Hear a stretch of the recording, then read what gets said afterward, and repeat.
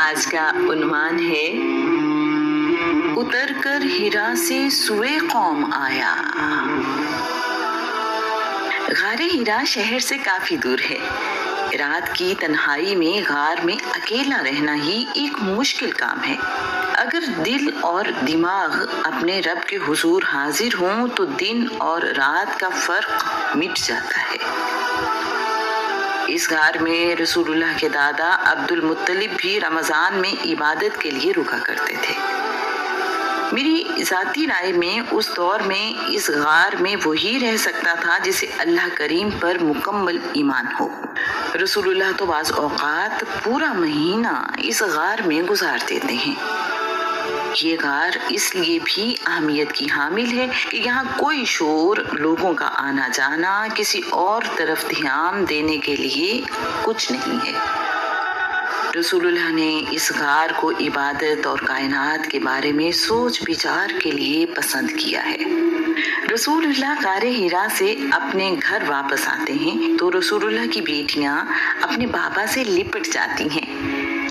رسول اللہ انہیں پیار کرتے ہیں، انہیں گود میں اٹھاتے ہیں، ان کے ساتھ کھیلتے اور باتیں کرتے ہیں۔ علی اور زید بھی رسول اللہ کی توجہ حاصل کرتے ہیں۔ رسول اللہ ان بچوں کی تربیت بھی کرتے ہیں۔ سیدہ خدیجہ کو وہ لمحات اپنی زندگی سے بھی زیادہ قیمتی لگتے ہیں۔ وہ ایک پل ہی سہی جس میں تو میسر ہے، وہ ایک پل ہی سہی جس میں تو میسر ہے، اس ایک پل سے زیادہ تو زندگی بھی نہیں۔ آپ کی موجودگی زندگی میں بہار لے آتی ہے، آپ کے بغیر زندگی کا کیا مزہ۔ رسول اللہ نے اپنی بیوی اور بچوں کی محبت اللہ کی راہ میں قربان کی ہے۔ رسول اللہ جن دنوں اپنے گھر میں رہتے ہیں، لوگوں کی تیمارداری کرتے ہیں، اپنے دوستوں اور رشتہ داروں سے ملتے ہیں، زندگی کے سارے معاملات میں حصہ لیتے ہیں اور لوگوں کے حقوق پورے کرتے ہیں۔ مکہ میں ان دنوں جیسے بہار آ جاتی ہے۔ رسول اللہ نے دنیا میں آنے کا مقصد کبھی نہیں بھلایا اور اس پر سب سے زیادہ توجہ دی ہے۔ رسول اللہ کہا کرتے تھے، میں مکہ میں ایک پتھر کو جانتا ہوں جو مجھ پر وحی نازل ہونے سے پہلے بھی سلام بھیجا کرتا تھا۔ علی بن ابی طالب بیان کرتے ہیں، میں رسول اللہ کے ساتھ تھا۔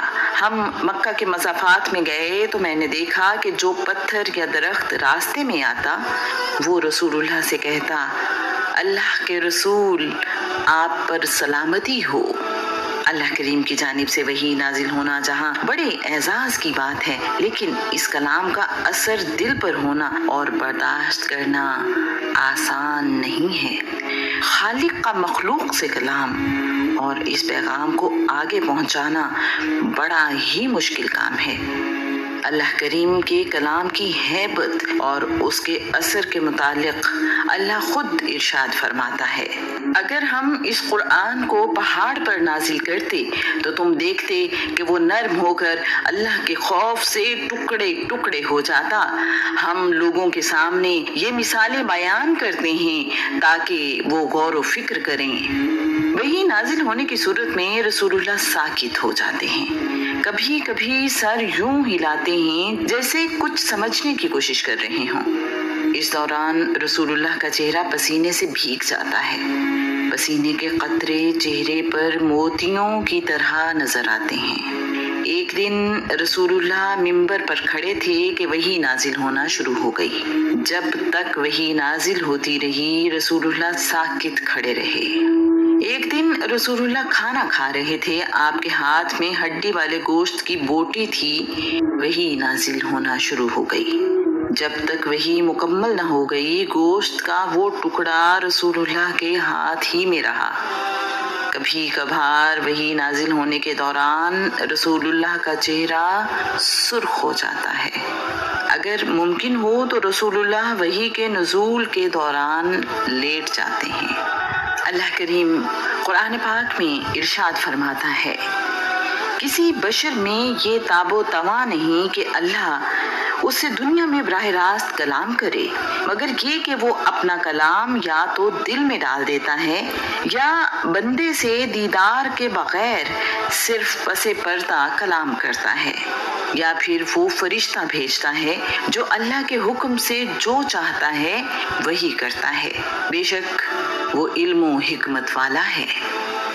वही अल्लाह करीम का अपने नबियों और रसूलों यानी पैगंबरों को हिदायत, हुक्म या पैगाम देने का नाम है। वही आम इंसान पर नाजिल नहीं होती, वही की मुख्तलिफ सूरतें हैं। वही नाजिल होने का पहला तरीका ये है कि रसूलुल्लाह सोते हुए जो ख्वाब देखते हैं, दिन में वही आपके सामने रूनुमा होता है। वही का दूसरा तरीका यह है कि फरिश्ता दिखाई नहीं देता, लेकिन रसूलुल्लाह के दिल में कोई बात डाल दी जाती है। रसूलुल्लाह का फरमान है, जिब्रील ने मेरे दिल में ये बात डाल दी कि कोई शख्स उस वक्त तक नहीं मर सकता जब तक वो अपना रिस्क मुकम्मल न कर ले। इसलिए अल्लाह करीम से डरते रहा करो और खूबसूरत तरीके से रिस्क मांगो। वही का तीसरा तरीका यह है कि जिब्राईल इंसानी शक्ल में रसूलुल्लाह के पास आते हैं। ऐसी सूरत में सहाबाए किराम भी कभी कभी जिब्राईल अमीन को देख लेते हैं। वही का चौथा तरीका ये है कि घंटी यानी बेल की आवाज की तरह वही की आवाज सुनाई देती है। कभी कभार ऐसी आवाज सुनाई देती है जैसे शहद की मक्खी के भिन भिनाने की आवाज हो। वही का ये तरीका रसूलुल्लाह के लिए बहुत मुश्किल है। सख्त सर्दी के मौसम में भी रसूलुल्लाह की पेशानी पर पसीना आ जाता है।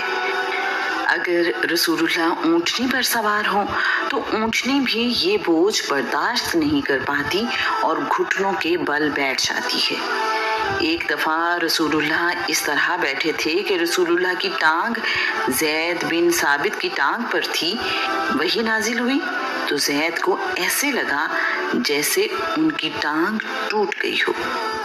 वही की पांचवी सूरत ये है कि जिब्राईल अमीन अपनी असल शक्ल सूरत में रसूलुल्लाह के पास हाजिर होते हैं।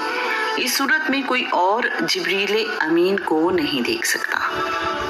वही का छठा तरीका ये है कि अल्लाह करीम अपना पैगाम या हुक्म बराह रास्त रसूलुल्लाह को पहुंचाता है, जैसे शब मेराज नमाज की फर्जियत का हुक्म हुआ। वही का सातवां तरीका ये है कि अल्लाह ताला रसूलुल्लाह से हम कलाम होता है, जैसा कि मूसा से अल्लाह करीम ने कलाम किया, या जैसे अल्लाह करीम ने शब मेराज रसूलुल्लाह से बराह रास्त कलाम किया। वही की आठवीं सूरत ये है कि अल्लाह करीम अपना दीदार भी करवाए और हम कलाम भी हो, जैसा कि शब मेराज रसूलुल्लाह सल्लल्लाहु अलैहि वसल्लम को अल्लाह करीम का दीदार नसीब हुआ और अल्लाह करीम से गुफ्तगू भी हुई।